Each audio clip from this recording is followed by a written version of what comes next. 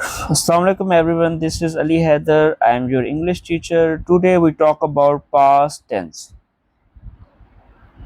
Previous lectures में हमने discuss किए थे प्रेजेंट टेंस को, जिसमें फर्स्ट जो लेक्चर था उसमें हमने डिस्कस किया था प्रेजेंट सिंपल को, प्रेजेंट कॉन्टिन्यूअस यानी प्रोग्रेसिव को, और अगले लेक्चर में हमने डिस्कस किया था प्रेजेंट परफेक्ट टेंस को और प्रेजेंट परफेक्ट कॉन्टिन्यूअस टेंस को. In this video we talk about past tense, past simple tense and past continuous tense. Past simple tense सबसे पहले इसको डिस्कस करते हैं. इसका हम कंपैरिजन करते हैं प्रेजेंट सिंपल टेंस से. प्रेजेंट सिंपल टेंस हमारा बात करता था रूटीन की, हैबिट्स की और जनरल ट्रुथ्स की, सच्चाई जो कि हकीकी होती है.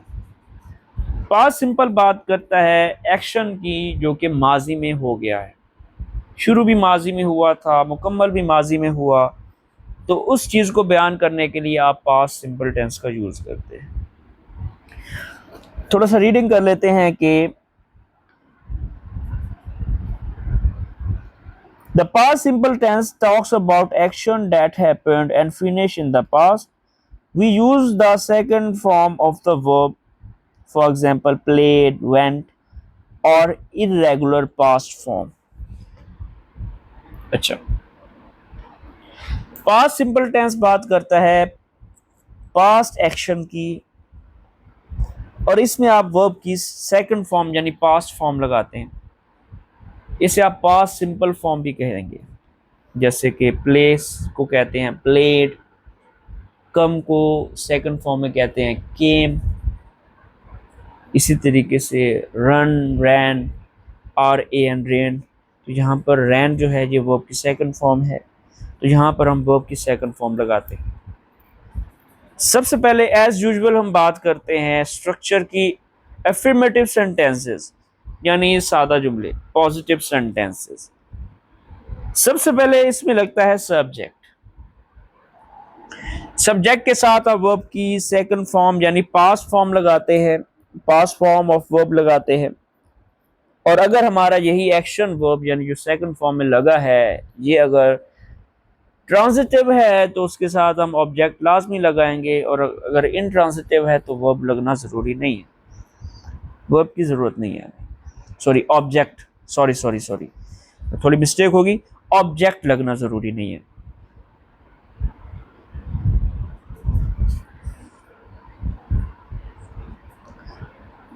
उसके बाद हम बात करते हैं नेगेटिव सेंटेंस की. नेगेटिव सेंटेंस में सब्जेक्ट प्लस डिड नॉट, इसे आप डिडंट भी कहते हैं, और वर्ब की बेस फॉर्म यानी वर्ब की फर्स्ट फॉर्म लगाएंगे, वर्ब की फर्स्ट फॉर्म लगाएंगे.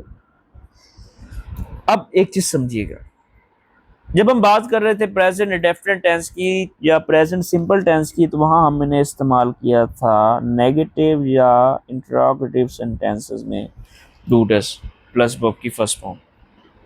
यहां पर हम इस्तेमाल कर रहे हैं डिड प्लस वर्ब की फर्स्ट फॉर्म.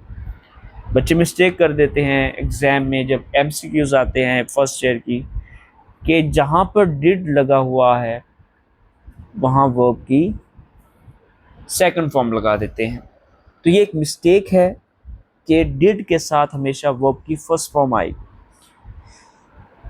अगर वर्ब यानी एक्शन पास्ट का है और आप पास्ट इंडेफिनिट टेंस में बात कर रहे हैं या पास्ट सिंपल टेंस में बात कर रहे हैं, तो आप अगर सिंपल या अफर्मेटिव सेंटेंसेस तो आप क्या लगाएंगे, वर्ब की सेकंड फॉर्म लगाएंगे. लेकिन अगर वो नेगेटिव या इंटरोगेटिव सेंटेंसेस होंगे और क्योंकि वहाँ पर डिड का इस्तेमाल किया जाता है तो आप वहाँ पर आप वर्ब की फर्स्ट फॉर्म लगाते हैं. अंडरस्टूड? तो ये जो मिस्टेक बच्चे करते हैं इस चीज़ से बचें.